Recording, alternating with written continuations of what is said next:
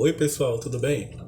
Essa é a aula 3 do minicurso desse fim de semana, intitulado O Mito como Fator Estruturante na Clínica Junguiana.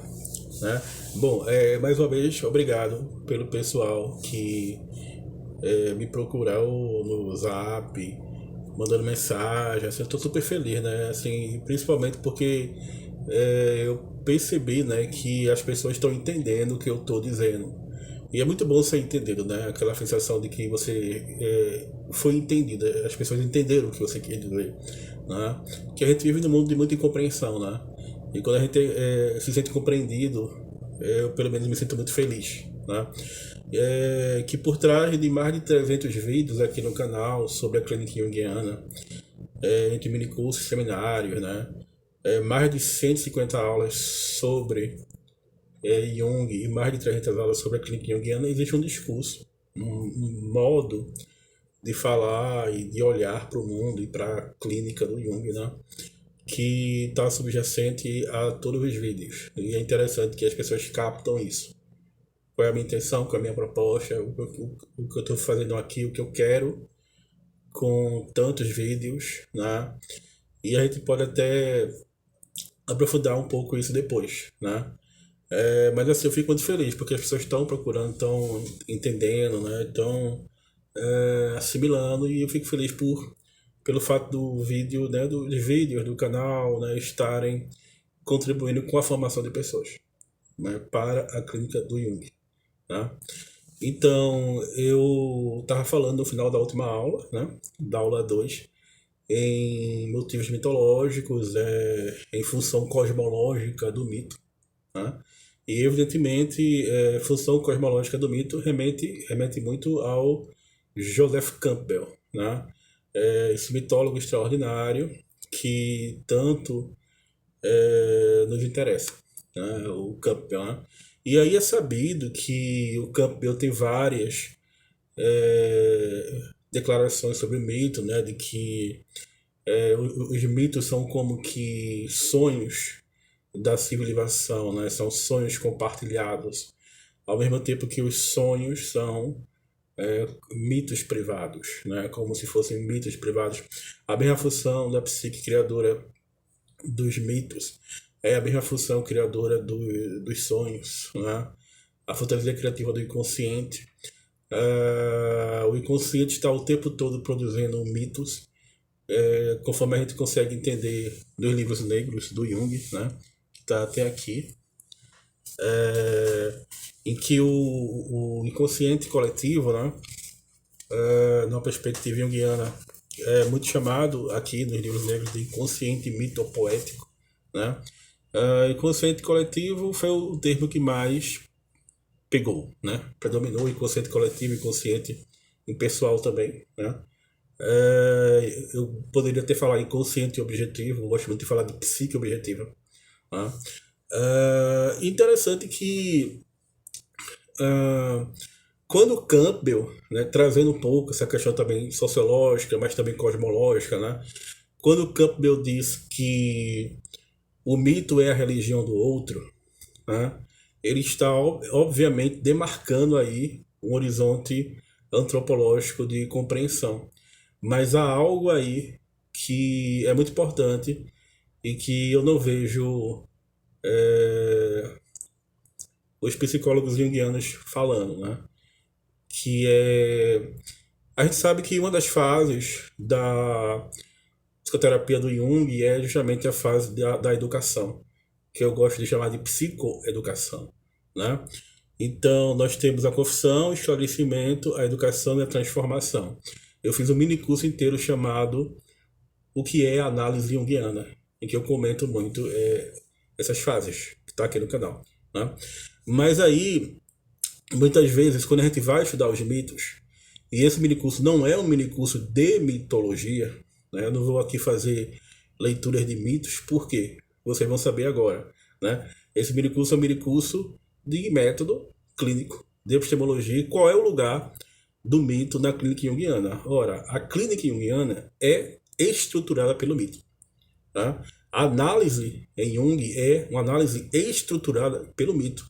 É a grande mensagem desse mini curso que eu quero passar para vocês, que nós não podemos estruturar a análise de antemão, porque como objetivo das sessões terapêuticas, né, na clínica do Jung, é um objetivo inconsciente, a gente não tem como estruturar antes. Por quê? Porque a gente não sabe. Mas a partir do momento que o inconsciente, na sua espontaneidade criativa, começa a criar os mitos, os sonhos, né, os motivos mitológicos, essas imagens se tornam imagens que vão estruturando a análise. Né? Então o mito é estruturante na clínica do Jung. E para falar em estruturante, eu trouxe, obviamente, um pouco da terminologia antropológica do Claude Lévi-Strauss, né? Mas eu poderia falar de outra forma. Eu poderia falar, por exemplo, em vez de falar em estrutura, e falar em sincronicidade. Né? Vamos ver se no decorrer do mini curso vai dar tempo de eu explicar ambas as perspectivas. Né? Eu estou partindo de um viés estruturalista, mas poderia ser outro. Poderia ser um viés funcionalista. E vamos tentar chegar, né, acho que no grande viés que, no fundo, todos nós perseguimos, né? Todos nós queremos entrar em contato, né? Que, em vez de ser um viés, né, uma palavra minha chatinha, poderia falar de inflexão psicológica. Esse ponto de vista de inflexão psicológica, que é justamente a sincronicidade, né? A coincidência significativa entre um fenômeno físico e um fenômeno psicológico, né? Que explica, em grande parte, os paralelos mitológicos entre as várias culturas. Né? Quer dizer, esses paralelos podem ser explicados por uma estrutura em comum? Pode. Pode ser explicado por um difusionismo cultural? Pode. Pode ser explicado por sincronicidade? E muitas vezes pode. Em muitas situações pode. Né? Como é o caso, por exemplo, do fato de certos mitos indígenas, a Yara, que lembra muito a sereia do mitologia grego, né? O coco que não podia ser aberto, dadas as ordens da cobra grande, né? E quando os índios desobedeceram e abriram o coco, a noite se espalhou, tomou conta do universo, e depois eles tiveram que praticar um ritual para que o sol voltasse, mas como punição nunca mais haveria só dia, haveria dia e noite, né? Que lembra muito a caixa de Pandora, que foi aberta e espalhou os males pelo mundo, que lembra muito o fruto proibido, né? do Gênesis, né?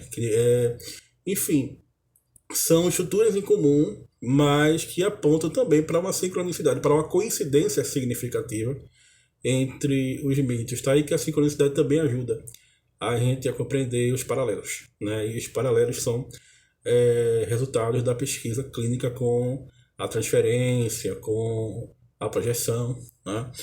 E assim, uma coisa que acho que a gente deveria prestar atenção é que a análise do Jung, né, se você é terapeuta junguiano, não é que você vai contar histórias para o seu paciente, né? Ah, mas eu quero psicoeducar o meu paciente, então eu vou contar histórias para o meu paciente. É o inverso. É o mito que vai psicoeducar você. É o mito que vai educar você. Você vai passar pela educação pelo mito. Como assim? Bom, o próprio Jung passou por isso, né? No exemplo que eu dei na aula passada, né? Do mitologia do falo solar. O Jung foi educado por um paciente e foi educado pelo próprio mito, né? E como os mitos expressam as máscaras de Deus, né? Mas em linguagem mais técnica, talvez, expliquem, são personalidades espaciais, ou seja, de algum modo são representações coletivas que podem ser tomadas também como imagens psíquicas dos nossos complexos, né? Dentro de cada um de nós existem vários complexos, diferentes personalidades espaciais. É como se cada mito falasse do complexo nosso, né? E aí, ao estudar os mitos, a gente compreende mais os nossos próprios complexos e a gente compreende melhor os complexos do próprio paciente, né? Então, é nesse sentido que é o mito que nos educa. Por quê? Porque a gente, ao estudar tantos mitos, a gente inclusive aprende a assumir pontos de vista diferentes e a gente aprende a assumir o ponto de vista do outro, a razão da alteridade, que eu gosto muito de chamar de a razão alterada, né? A razão alterada é outro sinônimo para a loucura, por exemplo. O que é a loucura? Para mim é a razão alterada, é a razão do outro, né? É a razão do alter, né?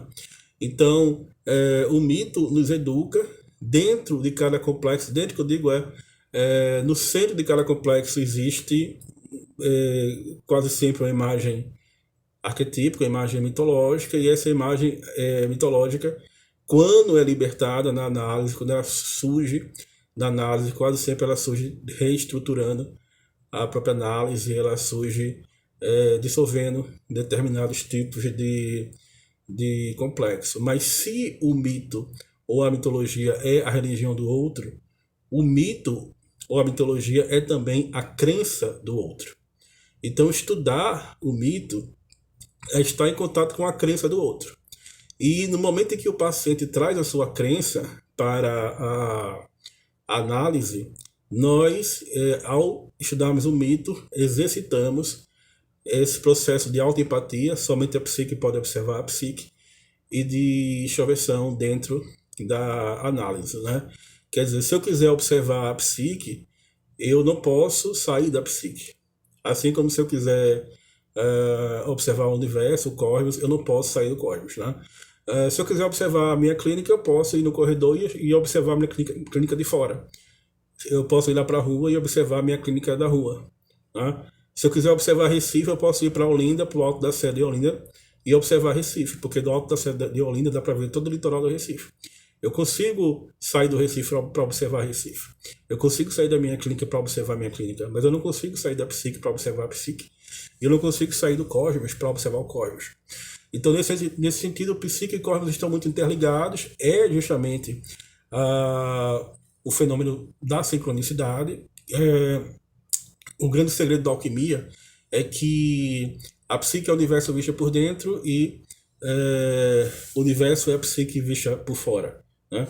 Tá aí, por exemplo, a grande importância de quando a matéria começa a se comportar de modo psíquico, que nós podemos chamar de sincronicidade ou até utilizar outro nome, magia.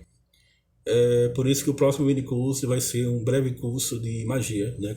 Conforme eu andei falando aqui, né? Então, assim, o núcleo do complexo, a construção epistêmica a formação dos conceitos na clínica do Jung, conforme eu sempre venho insistindo aqui por meio das antinomias, né? De modo mais especial, falando dos mitos. Os mitos são histórias que nunca aconteceram, mas que sempre existiram. Então, desse ponto de vista, o mito é como que fosse uma espécie de a priori kantiano, de um ponto de vista filosófico. Assim como o arquétipo, de certo modo, pode ser considerado uma tentativa de resposta a um problema filosófico kantiano, que é como é possível um juízo a priori que seja ao mesmo tempo sintético, né? Ou seja, antes da experiência, mas que funde a experiência, que estrutura a experiência, que derive da experiência. É algo muito antinômico, né? Mas se a gente percebe o arquétipo como uma forma vazia, ou até mesmo uma estrutura vazia, que vai ser preenchida pela experiência, e que é anterior ao indivíduo, mas que age em sincronicidade com a espécie, né? Com a filogênese, com a memória humana, a gente começa a entender um pouco melhor como essa questão filosófica se resolve na prática, né? E aí, já que eu falei de memória, a gente sabe que Jung foi um grande estudioso da memória humana. Jung escreveu muito sobre criptomnésia, por exemplo, que é um fenômeno da memória, né? A memória tem muito a ver com o ego. A memória tem a ver, afinal, você é aquilo que você se lembra. A memória tem a ver com a identidade, com quem é você, né? A memória é uma construção social, é uma construção coletiva. A gente vive hoje, né? Chamados discursos pós-modernos, chamadas narrativas, né? Hoje em dia o termo narrativa ganhou fama, é uma espécie de moda, é muito citado, mas a narrativa é estudada pela antropologia, também é estudada pela psicologia, porque a partir do momento que o paciente conta a sua história, ele está estabelecendo a narrativa. E toda narrativa ocorre por um processo de mitologização. Ou seja, o paciente está criando mitos, o inconsciente do paciente está criando mitos e crenças. Olha aí o mito, mais uma vez, como elemento estruturante da clínica junguiana e que muito diz respeito, por exemplo, à nossa própria época, essas questões da identidade, né? Eu gosto muito de dizer que a modernidade é igualitária, a pós-modernidade é identitária, né? A modernidade É igualitária por quê? Porque os discursos que surgem para compreender a liberdade, a liberdade, a modernidade, né, a racionalidade, são discursos igualitários, né? O liberalismo, o comunismo, o marxismo, né? São discursos radicalmente igualitários. Cada um a seu modo, claro. Um é mais extrovertido, outro é mais introvertido, enfim. Mas os discursos atuais são discursos identitários, né? Em que não se busca mais tanto a igualdade, mas que se fala muito da diferença, né? Numa ontologia da diferença, numa perspectiva da diferença. O que vale é que toda essa, digamos, tradição cultural, ela é, de certo modo, guardada pelos mitos e atualizada pelos mitos. Mesmo que nós não acreditemos nos mitos, as representações psicológicas que deram origem aos mitos continuam a existir e continuam atuando sobre mim, né? O mito possui sentido em si mesmo, né? Interessante que o filósofo Parmênides, na Grécia Antiga, né? Ele falava, ele chamava de grego e dizia, olha, eu descobri a forma da Terra. Os gregos, qual é a forma da Terra? Aí Parmênides, a Terra é uma esfera, tem formato esférico. Aí os gregos, como é que você sabe disso? Muito bem, acompanhe meu raciocínio. Ah, quem criou a Terra? Os gregos, os deuses. Os deuses são perfeitos, certo? Os gregos, sim. Os deuses, sendo perfeitos, só poderiam criar algo perfeito, certo? Os gregos, sim. Qual é a forma perfeita? Uma esfera. Não é à toa que a alma, até hoje, é representada por uma esfera, né? Por círculos mandálicos e tudo, pelo si mesmo. E a própria Terra, o planeta Terra, tem uma forma geóide, uma forma esférica, né? Eu trabalhei um ano como psiquiatra, uma vez eu entrei na sala dele, e ele tinha desenhado uns círculos, né? Que tinha de baixo personalidade, personalidade. Você vê que até a medicina tem essa concepção, um tanto que platônica às vezes, né? Mas também mandálica da alma humana e da Terra, né? É claro que existe hoje em dia o mitologema da Terra plana, que eu já expliquei na aula 1, quando eu fui explicar também o mitologema de Ratanabá, o centro do mundo, né? Ou seja, os mitos mais uma vez voltando, mais uma vez voltando, mais uma vez voltando e estruturando o nosso conhecimento sobre o mundo. Como nós optamos pela ciência, nós optamos por fazer uma depuração crítica, né? Um exercício de depuração crítica dos mitos, né? E das nossas próprias crenças, né? Testar nossos próprios limites, testar as nossas próprias crenças, né? Quando o terapeuta junguiano ele está diante do paciente, o paciente traz um sonho para o terapeuta junguiano, por exemplo, o terapeuta junguiano, o psicólogo junguiano vai colocar o paciente na perspectiva dos sonhos, ou seja, na perspectiva dos mitos, né? E aí você percebe que o sonho possui um sentido em si mesmo, assim como o mito também possui um sentido em si mesmo, né?